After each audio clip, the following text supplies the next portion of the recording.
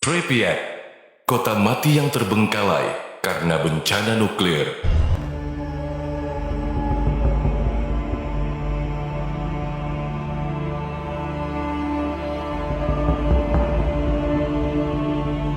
Dahulu kala, kehidupan yang penuh kehangatan pernah tercipta di sini.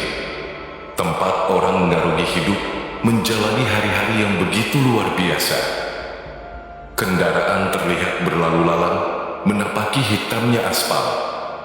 Canda dan tawa anak-anak juga masih terdengar, menghiasi setiap sudut kota.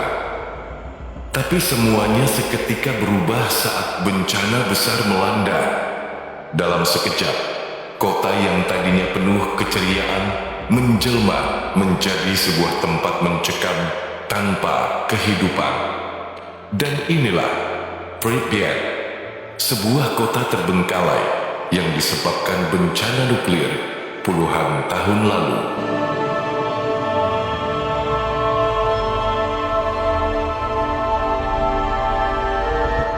Mendengar kata Chernobyl mungkin akan membawa ingatan kita terlempar jauh ke masa lampau. Sebuah masa di mana pernah terjadi bencana nuklir mengerikan dan terburuk dalam sejarah manusia. Kala itu, reaktor 4 nuklir Chernobyl mengalami kegagalan yang memicu ledakan hebat.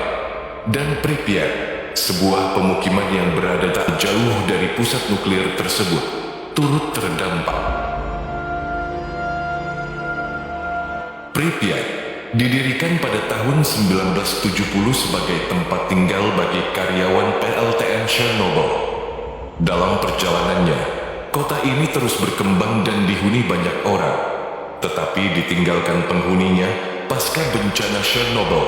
Pada saat itu, Pripyat merupakan kota nuklir ke-9 di masa Uni Soviet dan memiliki populasi sekitar 50.000 jiwa sebelum terjadi bencana. Dengan jarak yang sedemikian dekat, lokasi ini menjadi zona rentan terhadap radiasi nuklir yang sangat berbahaya. Untuk itu, semua penduduknya diwajibkan angkat kaki meninggalkan rumah mereka, dan setelahnya, tempat ini menjelma menjadi sebuah kota mati, berselimut kesunyian. Kembali jauh ke masa lampau, tepatnya tengah malam tanggal 25 April 1986. Sekelompok teknisi melakukan sebuah eksperimen kelistrikan di reaktor nomor 4 Chernobyl. Namun dalam prosesnya, mereka mengalami kegagalan. Sebuah reaksi kimia yang dipicu tekanan gas dan uap yang dihasilkan membuat suhu meningkat tajam. Reaktor nuklir semakin sulit dikendalikan dan akhirnya memicu ledakan hebat. Ledakan tersebut pada akhirnya menghancurkan lapisan baja dan beton penutup reaktor. Akibat ledakan itu, lebih dari 50 ton materi radioaktif dilepaskan ke atmosfer, yang kemudian terbawa angin.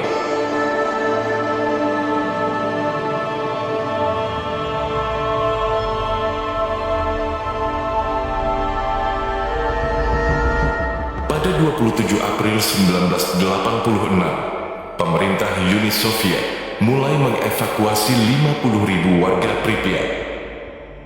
Radiasi yang lepas ke atmosfer levelnya lebih tinggi dibanding bom atom Hiroshima dan Nagasaki. Dibawa angin ke arah negara Eropa Timur dan Utara, mencemari jutaan hektar hutan dan lahan pertanian.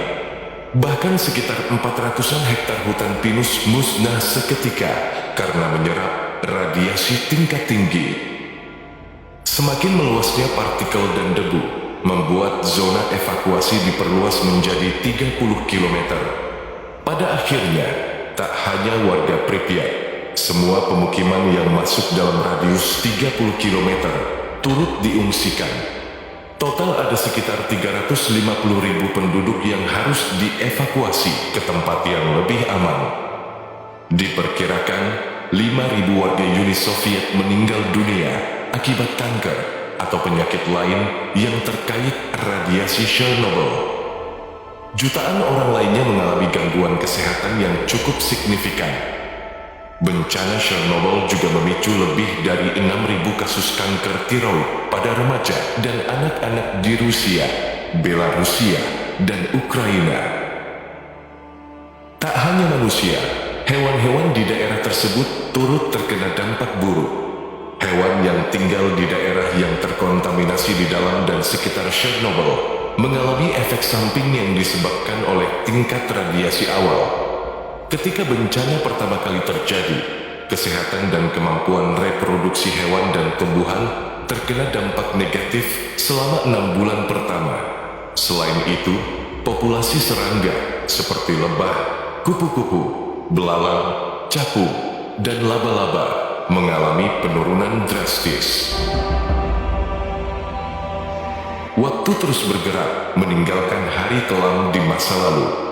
Setelah lebih dari 30 tahun terlewati, Pripyat tetap menjadi kota yang dibelenggu kesunyian. Rumah dan gedung-gedung usang tak bertuan masih berdiri di atasnya, bersanding dengan pepohonan rindang yang semakin mendominasi menutup sebagian besar area. Ini benar-benar sebuah pemandangan yang begitu sulit diungkapkan. Saat gedung-gedung bertingkat berdiri tanpa penghuni sama sekali. Cacat tembok mulai luntur dan terkelupas, sementara besi-besi sudah terlihat berkarat, menandakan tempat ini sudah begitu lama dalam kehampaan.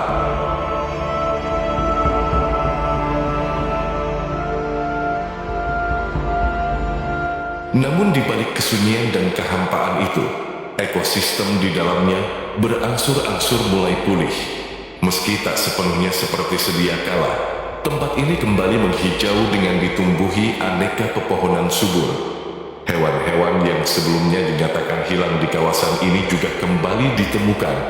Hal tersebut bisa dilihat dari meningkatnya jumlah keanekaragaman hayati di wilayah Pripyat. Para peneliti menemukan satwa langka seperti lynx, serigala, dan bison Eropa yang hampir punah di wilayah itu. Meski demikian, para ilmuwan yang meneliti tanaman pangan masih menemukan gandum hitam dan heather yang memiliki kandungan isotop radioaktif level tinggi. Meski sudah puluhan tahun berlalu, Pripyat dianggap masih sangat berbahaya untuk dihuni manusia. Menurut sebuah penelitian, daerah sekitar Chernobyl harus tetap kosong setidaknya selama 3.000 tahun karena tingkat kontaminasi yang sangat tinggi.